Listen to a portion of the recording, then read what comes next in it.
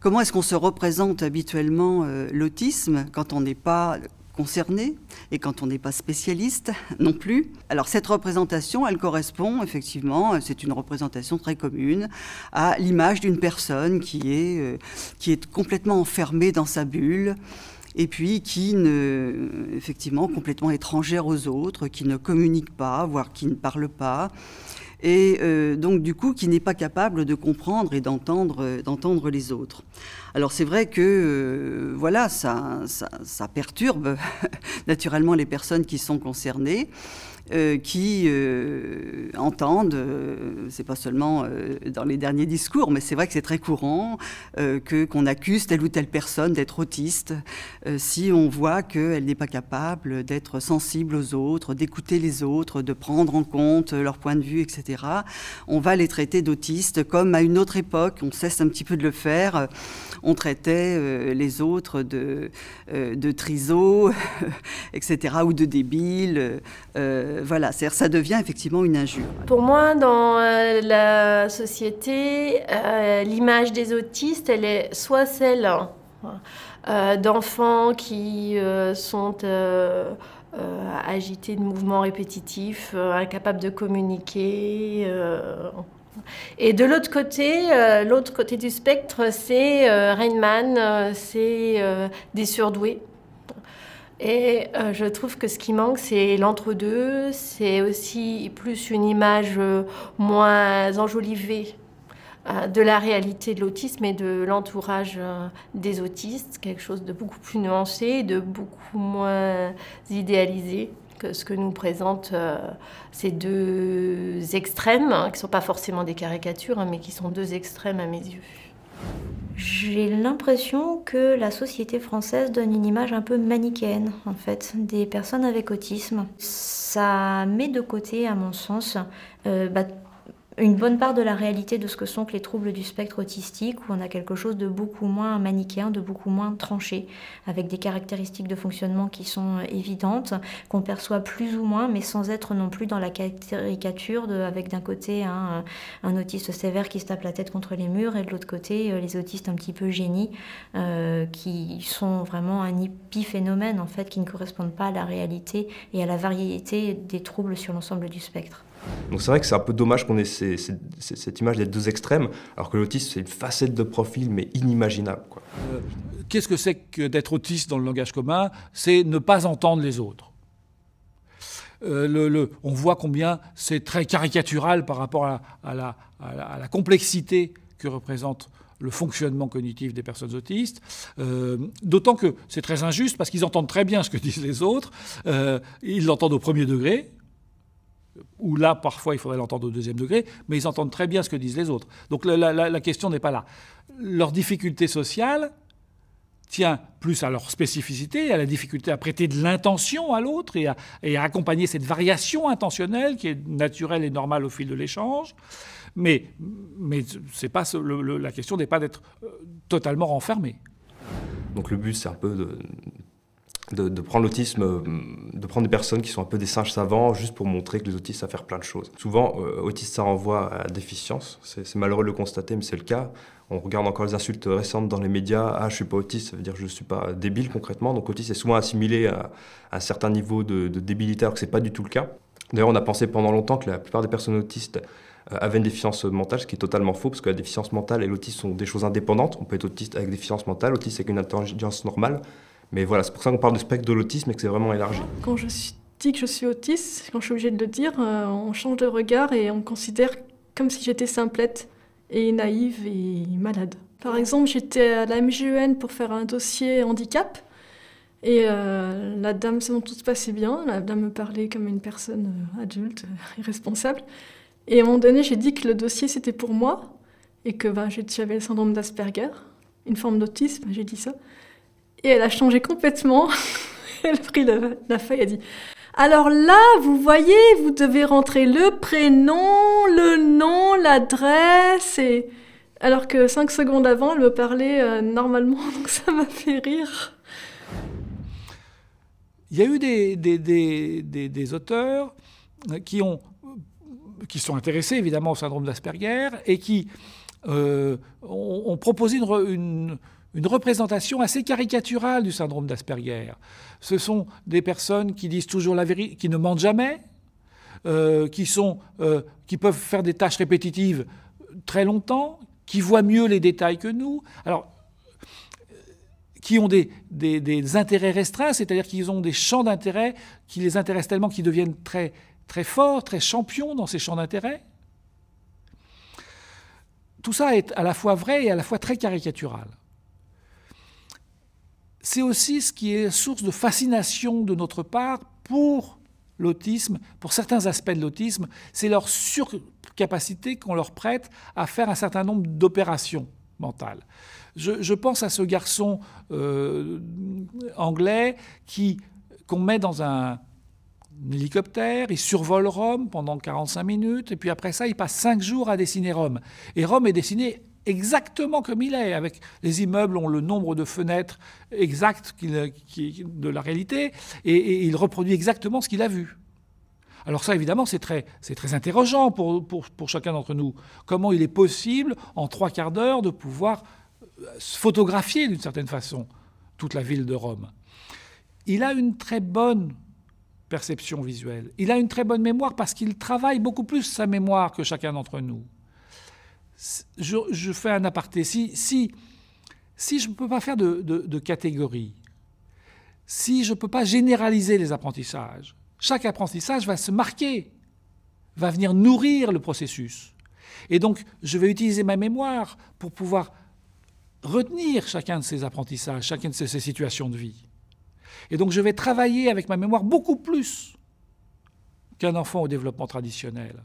La mémoire doit être considérée là comme un des processus d'adaptation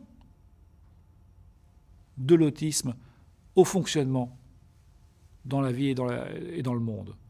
Et donc ils ont une excellente mémoire parce qu'ils travaillent beaucoup plus leur mémoire.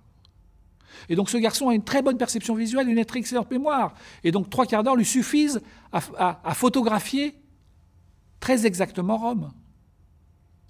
Mais s'il a cette capacité-là, c'est parce qu'il est autiste. Il n'est pas surdoué. C'est son autisme qui explique ça.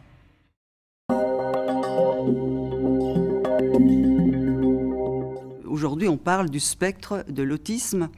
Et dans ce spectre, effectivement, il y a un bas et il y a un haut. Effectivement, les troubles du spectre de l'autisme, c'est la classification américaine, le DSM-5, qui a proposé cette nouvelle catégorie.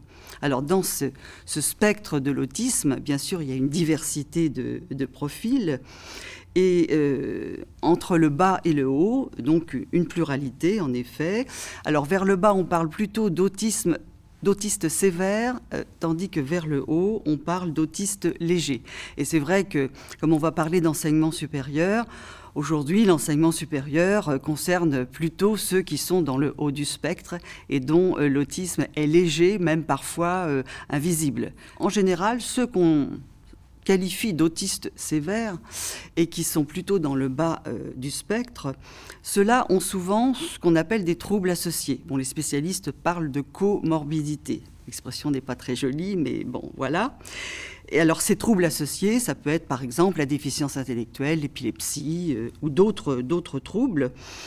Ce qui fait que ces personnes qui sont dans le bas du spectre ne sont pas que autistes. Elles sont autistes avec des troubles associés. Et ça, c'est important de le préciser. Et ceux qui sont dans le haut du spectre, Eh bien, parmi eux, il y en a effectivement qui sont que autistes, sans troubles associés. Mais dans le haut, il y a aussi des troubles associés, bien souvent d'ailleurs des troubles psychiques associés à l'autisme, hein, mais qui, effectivement, des troubles associés qui sont d'une autre nature que les troubles associés qui sont dans le bas du spectre. Alors, ces histoires de troubles associés, justement, dans le haut ou dans le bas, font que finalement, on ne sait plus très bien ce qu'est l'autisme en tant que tel. Et moi, c'est ça qui me perturbe un petit peu aujourd'hui, parce qu'on parle des autistes, on dit il y a des autistes, des autismes, mais en fait, voilà, il n'y a pas que l'autisme. Il y a l'autisme avec des troubles associés, dans le haut ou dans le bas du spectre, et puis, effectivement, il y a aussi des personnes qui ne sont que autistes, mais ça, on ne le précise jamais, c'est-à-dire, et je le comprends d'ailleurs, surtout quand on est dans le bas du spectre, bon, on dit il est autiste, parce que si on commence à parler des troubles associés. Déjà, en disant il est autiste, on inquiète un petit peu ceux qui sont en face. Donc, si on commence à parler des troubles associés, on va inquiéter davantage. Donc, on préfère ne dire juste que autiste. Seulement, voilà, c'est quand même un petit peu problématique. La question se pose de savoir, l'autisme, qu'est-ce que c'est? Est-ce que c'est un trouble? Est-ce que c'est un handicap? Ou est-ce que c'est juste une différence? Et là aussi, il y a des représentations, il y a des conceptions variables, selon qu'on est dans le haut ou dans le bas du spectre, justement. Dans le bas du spectre, et notamment, je pense effectivement aux parents qui ont des enfants autistes sévères avec troubles associés, là, effectivement, on va reprendre cette terminologie de trouble, l'autisme comme trouble, l'autisme comme handicap, l'autisme comme trouble neurodéveloppemental, etc. Ce qu'on trouve d'ailleurs dans les classifications. Par contre, quand on est dans le haut du spectre, et là c'est vrai que les étudiants dont nous allons parler et qui sont concernés par l'enseignement supérieur, eh bien eux parlent moins, certains même rejettent la notion de trouble ou la notion de handicap, et ont tendance justement à présenter l'autisme plutôt comme une différence. Et ça, je pense que c'est important de le signaler. Il y a même un mouvement aujourd'hui qui commence à prendre de l'ampleur avec des associations de personnes autistes qui sont en train de se mettre en place. Je pense au CNAF, à l'association Alliance Autiste, l'AFA, qui est une association pour femmes autistes. Et là, effectivement, ces associations présentent plus l'autisme comme une différence plutôt qu'un trouble ou un handicap. C'est quand même important de le signaler. Et il y a d'ailleurs un mouvement, là aussi, qui commence à faire entendre parler de lui, qui s'appelle le mouvement de la neurodiversité. C'est-à-dire qu'effectivement, quand on est dans ce mouvement de la neurodiversité, eh bien, la notion de trouble, la notion de handicap, on a tendance un petit peu à la rejeter. Non, l'autisme n'est pas un trouble, n'est pas un handicap, c'est seulement une différence de fonctionnement, mais ce n'est pas une pathologie. Hein, voilà où se trouve un petit peu la diversité. En soi, je considère l'autisme comme une différence de fonctionnement. Vraiment, avant tout, différence de fonctionnement cognitif, c'est-à-dire qu'il recoupe plusieurs aspects. Donc des aspects liés, bon après je reprends des définitions générales, mais ce sont des aspects liés à des différences du point de vue de la socialisation. Bon, le mot trouble, j'aime pas trop, parce qu'au fond, ce qui est trouble, ça s'oppose à clair, et rien n'est clair, rien n'est trouble pour moi. Bon bref, donc en tout cas, ce sont des différences du point de vue de la socialisation, donc des capacités qui sont altérées du point de vue de la socialisation, de la communication, mais tout ceci est très lié, et puis des intérêts spécifiques. Alors j'aime pas le mot intérêt restreint, parce que intérêt restreint, ça voudrait dire qu'il n'y en a pas beaucoup, alors qu'il y a des personnes autistes qui peuvent avoir énormément d'intérêts, un nombre incroyable d'intérêts. Voilà, donc c'est essentiellement du point de vue... il y a un socle de différence dans l'autisme. Mais en aucun cas, ce sont ni des troubles, ni de restrictions, ni quoi que ce soit, tous les termes à connotation négative. C'est vrai que dans les classifications, encore aujourd'hui, on présente vraiment l'autisme. C'est l'approche médicale de l'autisme, hein, qui se focalise sur des manques, des déficits, des restrictions, et finalement qui ne fait pas apparaître... les points forts et plus positifs de ces personnes et même de ce fonctionnement. La question qu'on peut se poser, c'est effectivement l'autisme, qu'est-ce que c'est? Est-ce que c'est un trouble, comme on le dit dans les classifications? Est-ce que c'est un handicap? Et dans ce cas-là, effectivement, on s'imagine une personne qui a besoin de soutien, qui a besoin d'aide, et d'aide tout au long de sa vie, parce qu'effectivement, on ne sort pas de l'autisme. Hein. Quand on est autiste, on le reste. Donc, la question se pose. Ou bien, est-ce que c'est une personne qui est juste différente, donc qui n'a ni trouble ni handicap, mais qui a un autre fonctionnement, une autre façon d'être au monde, auquel cas, alors, elle doit être acceptée, bien sûr, partout, à l'école, au collège, au lycée, à l'université, et plus tard, avec un emploi dans la société. Mais dans ce cas-là, effectivement, est-ce que cette personne a besoin d'aide, de soutien? C'est aussi la question qu'on peut se poser.